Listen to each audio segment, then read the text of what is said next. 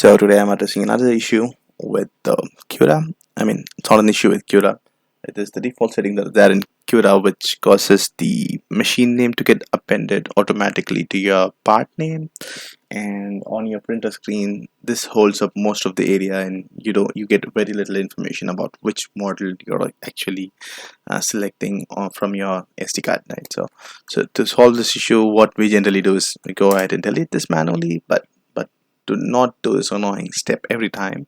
You have a simple setting on Cura that you can simply change, and your models will no longer have your machine name appended. So go ahead into preferences, configure Cura, and you'll be able to see that there is a setting inside opening and saving files. It's called add machine prefix to job name. Just unselect this, close it, go ahead and hit open. Open your model. Basically load your model into Cura, and you'll be able to see that the machine name is no longer appended to your job name. So that's it for this video. Have a great day.